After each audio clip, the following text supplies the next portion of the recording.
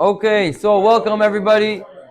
Welcome to our Thursday night chillin'. I hope I hope everybody's having a great time. I hope everybody's getting ready for Passover. I hope everybody's getting ready for Pesach. I'm sure I'm sure everybody's very excited. Everybody's very excited. Some people are going to Florida, some people Miami, some people Mexico, some people I don't know what. But some people in Montreal. But the best of all, the the best of all is if we spend Pesach with ourselves. With ourselves. Bemet. The what we're gonna try to speak tonight is what is Pesach, what is the Avodah of Pesach, what is it supposed to get us, what is it supposed to get us to, and we're gonna try to tie it in with the parasha. So in this week's parasha, we see that Moshe Rabbeinu decides to count. Moshe Rabbeinu decides to count everything that was given to the Mishkan. He counted all the donations, all the gold, all the silver, all the copper, everything. Everything that was given, Moshe Rabbeinu decided to count. And why is that? Listen to this Midrash, Rabotai. The Midrash says that there was the Erev Rav. There were the people that were mixed into Klal Israel, which Moshe Rabbeinu had accepted these Gerim, by the way. And they caused them a lot of pain throughout the time, throughout the whole time in the desert. And they said, Moshe Rabbeinu, you're a very rich man. After Moshe Rabbeinu had come down from the second Luchot, Hashem said, Peso lecha. It should be that since the Luchot were engraved, so the rest of the Luchot, that were the words and the parts which were engraved, so you had left over. So this leftover was beautiful sapphire blue stone, which was very valuable. And Hashem said, Peso lecha. The psolet, the mad or whatever, the leftover should be to you. So therefore, Moshe Rabbeinu received this extra from the Luchot, and he became very rich. He became the biggest, the top jeweler. It's like the most rare diamond, everything. That was Moshe Rabbeinu. That's how he got rich from it. But they didn't know. There were people in the Klal Israel that said, "1 second, Moshe Rabbeinu, how can it be that you're so rich?" All of a sudden, Hashem asks that you should do a teruma. Everybody has to give, donations, bring gold, silver, copper, everything to the Beit HaMikdash, and all of a sudden you're rich. So this is very interesting because, imagine we're talking about Moshe Rabbeinu. He went up to Har Sinai 40 days and 40 nights. He didn't eat for 40 days and 40 nights. He was almost a malach. He brought down the Torah. It was a perfect. They couldn't even look at him on the way down. And comes along these people, and they say, "Oh, he became rich. It must be that he's stealing." So what did Moshe Rabbeinu do? He decided, I'm going to count everything. I'm going to count every last dollar that came in, and they're going to see. It makes sense through the cheshbon that I couldn't be this rich if I had taken a dollar from it couldn't be. So therefore, Moshe Rabbeinu counted everything. He said the amount of gold, the amount of silver, and it was tons of gold. It was enough to say that this was what came in through the donations. And think to yourself, Moshe Rabbeinu, when it came time for the Yetziat Mitzrayim, when it came time for Yetziat Mitzrayim, everybody was there with 80, 90 camels, 80, 90 donkeys carrying gold and silver from Mitzrayim. They had a lot of gold, a lot of silver. And Moshe Rabbeinu, what did he do when everybody was collecting the gold and silver? John, what did he do? He went to take care of Yosef. He took the bones of Yosef. He was worrying about how we're going to cross the Yam Suf, how we're going to continue in the desert. We need Atzmot Yosef. And therefore, Moshe Rabbeinu, you see that he didn't really care. He didn't have any interest in the money. When everybody was busy with the money, the biggest riches, Moshe Rabbeinu wasn't doing it. But still, these people were not willing to, look past. They were not giving the judgment, the benefit of the doubt. So you see over here a little point that I want to bring out. You have it where people want to be in it for themselves. You have it when people are takers, when people are not givers, when people are thinking, thinking critically about someone else, especially even when it comes to Moshe Rabbeinu. It's true, the situation doesn't make so much sense. They didn't necessarily know that Moshe Rabbeinu received the extra of the Luchot. So therefore, the situation, how can Moshe Rabbeinu all of a sudden be rich after everybody giving the money? It could be, you could put one and one together. But if you look past it, you're going to say, one second, Moshe Rabbeinu, he's a tzaddik, he's a manigador, Hashem speaking to him, panim and panim. How can it be that he's stealing? But they didn't see that. They saw just the facts in front of them. And Moshe Rabbeinu on top of that, Rabotai, what did he do? He still counted, and he's like, you know what, I'm going to take away the heart. I'm going to take away the doubt from their heart. All this to tell you what? The level that you have to be to become Moshe Rabbeinu, the level that Hashem is asking from each and every single one of us, is that we have to be givers no matter what. No matter what comes to our way, or whatever comes in our way, we have to know how to be givers to the ultimate. That means if I'm able to take away the doubt, they have a doubt. That's what's causing the problem. I'm sorry for their lack of brains, that they can't make a calculation that's a bit above themselves. So I'll lower myself to them and just take away the doubt. That's anava. That's humility. That you're able to put yourself on the side for a second and say, 1 second, you know what, I'm going to count. And that was a big job. Imagine Moshe Rabbeinu there himself counting, tak, tak, tak, tak. You know? So this is Moshe Rabbeinu's gadlut. This is what Hashem wants from the Mishkan. Because it says, Et hakol asher yidevenu libo. Anybody that I will give his heart, that will make a donation from his heart, meaning that Hashem, we already asked this a few times at the Mishkan, he says, V'shachanti betocham. It says that Hashem is going to reside amongst us, not inside betocho. Why? Because through the Mishkan, Hashem wants to reside in each and every one of Klal Yisrael. And in every one of Klal Yisrael. And I didn't mention a point last week, which I wanted to mention, that Moshe Rabbeinu didn't have a part in the building of the Mishkan. It was Betzalel. Remember we spoke about this? And another chidush came over to me, and it says that we see in Parashat Tetzaveh that Moshe Rabbeinu's name is not mentioned. And why is the Moshe Rabbeinu's name not mentioned? Because he said, Im ayin mechenina misifrecha. If you don't forgive the Jews, then erase my name. Forget me, I'm not in the Torah. And even the tzaddikim, when they say something like that, they say anything, Hashem doesn't take it empty. And he didn't. Moshe Rabbeinu, Hashem took away Moshe Rabbeinu's name from one of the parashiyot. If you take Misifrecha, you say Misefer Chav, that the Parashat Tetzaveh is the 20th parasha of the Sefer Torah, and you'll see that in Parashat Tetzaveh Moshe Rabbeinu is not mentioned. But what happened exactly at Har Sinai is that Moshe Rabbeinu, again, you're listening over there?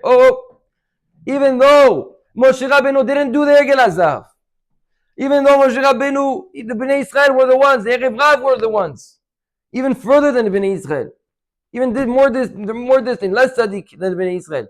Moshe Rabbeinu was willing to say, you know what? Taking me out of the equation. Taking me out of the equation. That's how giving Moshe Rabbeinu was towards the Bnei Israel. That even though I didn't do something wrong, you want to make greatness out of me? Who wouldn't want that he should start over? Forget all these Bnei Israel. They're complaining and they're water and they're screaming at me and they're forget about them. Let's create a pure, perfect nation. Moshe Rabbeinu said no. If it's not now, then erase me. Why? Because Moshe Rabbeinu knew that he was, it says Mechenina is Mei Noach. From the times of Noach didn't pray for the Bnei Israel to do Teshuvah. If they came to him with questions, they say, hey Noach, why are you building a teva? He would answer them.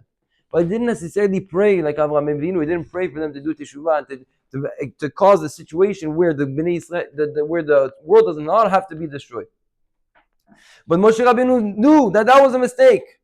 I'm not going to be like Noach. I'm going to pray. I'm going to try to make everything possible that the Jews should stay. Because we're in this world and we think that the world has to be perfect, right? We think that the world is perfect. If you're not a tzaddik, if you're not Moshe Rabbeinu, if you're not something that's above and beyond, if you're not in perfection, then it's worthless. And that's a problem. Because we're in this world for a tikkun. Now listen to this. It says in Chazal, Chachamim say, Bishvili nivra olam. What does it mean, Bishvili nivra olam? So it sounds a little bit selfish. That means everybody has to look at the world like if the world was created for him. Bishvili, for me, was the world created. However, listen to this pshat. Yeah, you're listening? Listen to this pshat. Bishvili nivra olam. The world was created for what purpose? For a tikkun. We had to come into this world to make this physical world a place where Hashem is going to come and reside in this world. In every single corner, every little part of the world, Hashem was supposed to come down. And that was the point of Nivra Olam, the creation of the world. And inside that, there's Bishvili. There's my path. Shvil in Hebrew means path. bishvili means in my path. That means that if you look at the world, that it's all meant for you in the sense that you have a tikkun, you have your part in fixing that. It means in your path, bishvili, in my path, nivra olam, the tikkun of the olam, the fixing of the world is going to come. So, in every single person has to look at that. Every single person has to look at his life as bishvili, as in my path, the world is going to be mitaked. That means the world needs each and every single one of you. Everybody needs to work in their path in order to create a tikkun. And if not for that, then there's not going to be a tikkun. We need every single one. And not only that, you see that the nivra olam, that you could only have an avodah, you can only have a bishvili, you can only have a path in your avodah, in your personal work, only if you look at the world as nivra olam, in the sense that there's a tikkun to do. There's a job that everybody has to participate. That means that there is something called avodah klalit, that we have a job in mind, that we have to bring the holiness of Hashem, we have to bring Him down into the world. Now everybody in their own way has a job in that. Everybody has their own personal avodah. Everybody, he has this lack, he's lacking this, he has that plus, he has that minus. We have to bring down the Shekhinah. And how we're going to bring down the Shekhinah? By everybody bringing his own job into essence. But that's only going to be able to be done if we have, firstly, the ability to see the world, that there has to be a general rule, that everybody's going to the same direction. If everybody, what am I trying to say, not like? If everybody's going to look at the world, that 1 second, I have my own avodah, I can just do my own thing, I'm going to do my tefillot, I'm going to do my pre-shoot, I'm going to separate myself from the world, I'm going to disconnect. What do you mean? It has to be part of you have to be part of the tikkun. Everybody has to merge, everybody has to be part of it. You have to have a mindset that we all in it, we're all going to the same direction, and we have an achdut. That's where we meet. We only meet, and if we don't meet in that part, if we don't meet in the part where everybody has to join to bring Hashem down, and everybody has their own part in it, then even the job that you're doing is not an avodat Hashem. It's avodat atzmit. You're doing what's comfortable for you. That means that somewhere you have to break yourself. Somewhere you have to break yourself in order to bring the Shekhinah down. If you think that you're going to be doing only what you're good at, and that's it, you don't have anything to do with anybody else, then you're not bringing the Shekhinah down.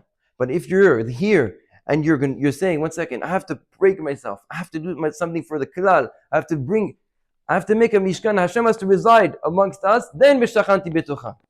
If everybody participates in the same goal, everybody gives the money to the Klal, everybody makes it that we want to all congregate once every week, whatever it is. If everybody's going to come and congregate, make a place where Hashem's going to be able to reside amongst everybody in Klal Yisrael, then Meshachati Betocham, then Hashem's going to be able to reside amongst you. Is that good? That's part one. Part two is that what does it have to do with Pesach? Rabotai, Pesach night, listen to this. If you didn't listen until now, you can join in. Listen to this, Rabotai. Pesach night.